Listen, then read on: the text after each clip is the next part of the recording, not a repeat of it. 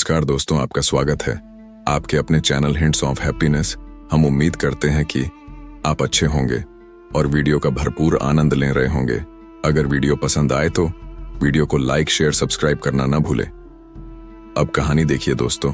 राजा विक्रमादित्य और बेताल की रहस्यमयी कहानी। प्रस्तावना प्राचीन समय की बात है। उज्जैन के पराक्रमी राजा विक्रमादित्य को उनकी न्यायप्रियता और बुद्धिमत्ता के लिए जाना जाता था। एक बार उन्हें एक आर्षि ने आदेश दिया कि वे श्मशान घाट पर एक विशेष वृक्ष पर लटके हुए बेताल को पकड़कर उनके पास लाएं। लेकिन बेताल अपनी चालाकी और रहस्यमयी कहानियों के माध्यम से राजा को हर बार चुनौती देता था। कहानी की शुरुआत एक चांदनी रात में राजा विक्रमादित्य ने अपनी तलवार कमर पर बांधी और अपनी दृढ़ इच्छा शक्ति के साथ श्मशान घाट की ओर बढ़े। वहां चारों ओर सन्नाटा था, केवल झींगुरों की आवाज और श्मशान की भयावह हवा चल रही थी। राजा ने पेड़ पर लटके बेताल को देखा। जैसे ही राजा ने बेताल को पकड़कर अपने कंधे पर डाला, बेताल हंसा और बोला, राजा विक्रम, यदि तुम रास्ते में चुप रहोगे तो मैं तुम्हारे साथ रहूंगा, लेकिन यदि तुमने मेरी कहानी सुनने के बाद उत्तर दिया तो मैं वापस लौट जाऊंगा। राजा ने स्वीकार किया और बेताल ने अपनी पहली कहानी शुरू की। रहस्यमयी कहानी का प्रारंभ। बेताल ने कहा, एक नगर में राजा चंद्रसेन राज्य करता था। उसकी रानी रूपमती अत्यंत सुंदर और चतुर थी। एक दिन एक अजनबी साधु महल में आया। वह अपनी रहस्यमयी शक्तियों के लिए प्रसिद्ध था। उसने राजा को एक जादुई घड़ा दिया और कहा, इसमें अमृत है जो तुम्हें अमर बना सकता है, लेकिन इसे केवल पूर्णिमा की रात को पीना। राजा चंद्रसेन ने घड़ा संभाल कर रख लिया, लेकिन रानी को उस घड़े के पीछे का रहस्य जानने की उत्सुकता थी।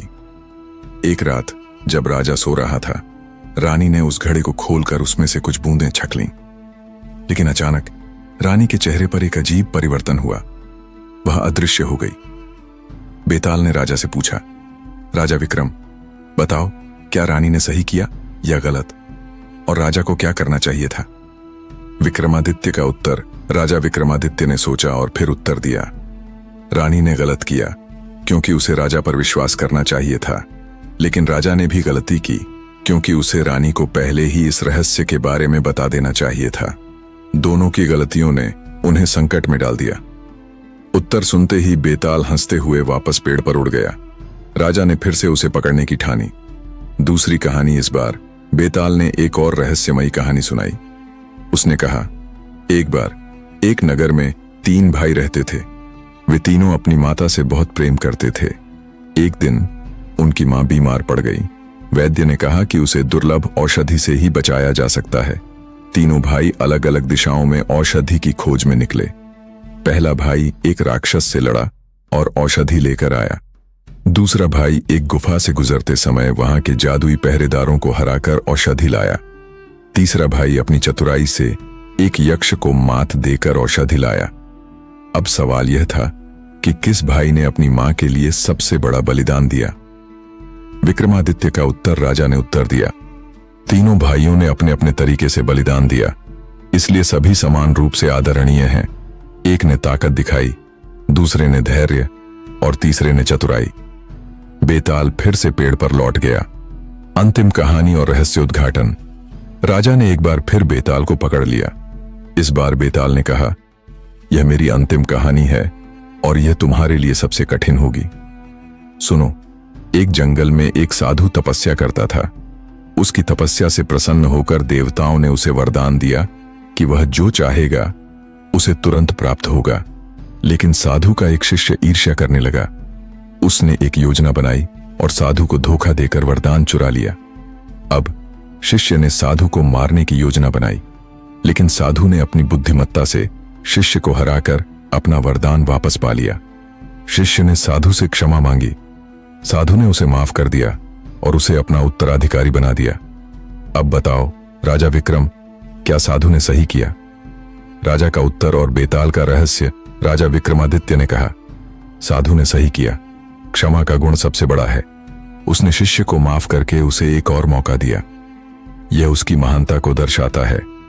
उत्तर सुनकर बेताल ने राजा की पीठ से उतरकर एक रहस्यमयी स्वर में कहा, राजा विक्रम, तुमने अपनी बुद्धिमत्ता और धैर्य से सभी कहानियों का उत्तर दिया, लेकिन अब समय आ गया है कि मैं तुम्हें अपने असली उद्देश्य के बारे में बताऊं। बेताल ने बताया कि वह अर्शी, जिसे वह सेवा कर रहा था, वास्तव में एक दुष्ट तांत्रिक था। वह बेताल का उपयोग अपने स्वार्थी कार्यों के लिए करना चाहता था। लेकिन तुमने मेरी कहानियों का सही उत्तर देकर साबित कर दिया कि तुम न्यायप्रिय और पराक्रमी हो। अब मैं तुम्हारी सहायता करूंगा। अंतिम निर्णय, राजा विक्रमादित्य ने बेताल के साथ मिलकर उस तांत्रिक को हराया और राज्य में शांति स्थापित की। बेताल ने राजा को आशीर्वाद दिया और हमेशा के लिए श्मशान घाट से गायब हो गया। उपसंहार, यह कहानी दर्शाती है कि बुद्धिमत्ता, धैर्य और न्यायप्रियता किसी भी संकट को दूर कर सकते हैं। राजा विक्रमादित्य ने अपने अद्वितीय गुणों से न केवल बेताल को अपने पक्ष में किया, बल्कि अपने राज्य और प्रजा की भलाई के लिए भी कार्य किया। आगे की कहानी जानने के लिए आप हमारे चैनल को सब्सक्राइब करें और कमेंट में जय विक्रमादित्य जरूर लिखें। धन्यवाद।